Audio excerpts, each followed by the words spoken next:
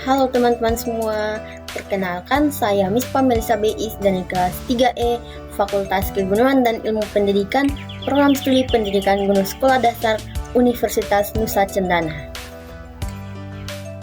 Baik, jadi pada video kali ini saya akan menceritakan kembali isi atau makna yang terkait di dalam buku yang telah saya baca, yaitu buku dengan judul 40 Hari Mendengar Suara Tuhan. Jadi buku ini ditulis oleh seorang penulis yang bernama Ruth Laurencia. Nah, teman-teman perlu ketahui bahwa mengapa atau apa yang menjadi alasan saya memilih buku ini. Jadi alasannya yaitu buku ini ditulis sebagai perenung bagi kita dalam menghadapi berbagai permasalahan hidup. Mari kita simak. Baik, jadi hari pertama yaitu tentang hal yang pertama dan utama. Nah, di sini ada salah satu firman Tuhan yang menjadi pedomannya, itu tetapi carilah dahulu kerajaan Allah dan kebenarannya, maka semua itu akan ditambahkan kepadamu, yang terambil dalam kitab Matius pasal 6 ayatnya yang ke-33. Jadi saya belajar bahwa jika saat ini kita menghadapi kesulitan keuangan, janganlah kita mengejar uang, kejarlah Tuhan, sebab Dialah penyedia kita. Dia yang akan mencukupi dan memelihara kita. Jika kita sakit, janganlah sibuk mencari obat atau dokter, namun carilah dokter segala dokter, yaitu Tuhan penyembuh kita.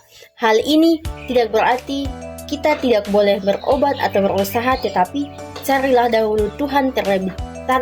terlebih dahulu Tuhan. Jika kita ketakutan saat mendengar begitu banyak berita buruk yang terjadi di luar sana, ambillah Alkitab dan bacalah semua berita baik dari Tuhan bagi kita. Jika kita khawatir akan hidup dan masa depan kita, berlututlah di bawah kakinya dan rasakan pelukan kasih-Nya.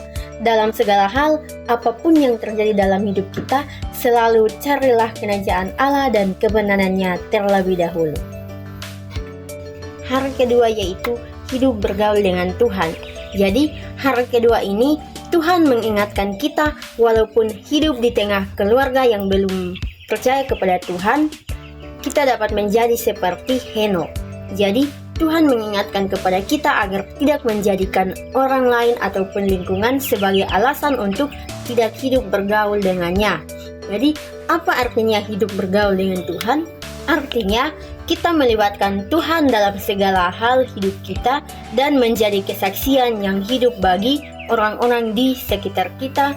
Kita tidak hanya hidup dengan aturan atau membuat resolusi sehari-hari yang dengan cepat kita langgar.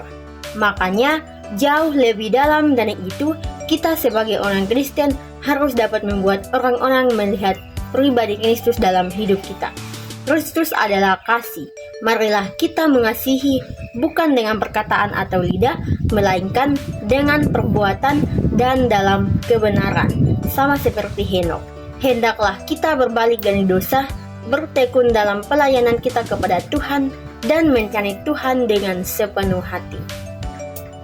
Jadi pada hari yang ketiga ini yaitu mengucap syukur.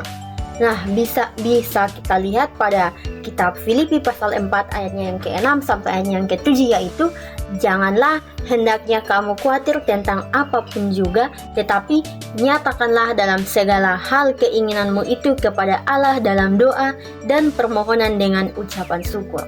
Jadi damai sejahtera Allah yang melampaui segala akal akan memelihara hati dan pikiran kita dalam Kristus Yesus. Jadi hari ini Tuhan yang baik memberikan kepada kita kunci jawabannya. Memang tidak mudah mengucap syukur saat tampaknya tidak ada hal yang dapat kita syukuri. Namun mengucap syukur adalah kunci untuk mendapatkan damai sejahtera Allah yang melampaui segalanya. Jadi perlu kita ketahui bahwa damai sejahtera bukan berarti tidak ada kesulitan, kekacauan, tantangan, atau hal-hal yang menakutkan dalam hidup.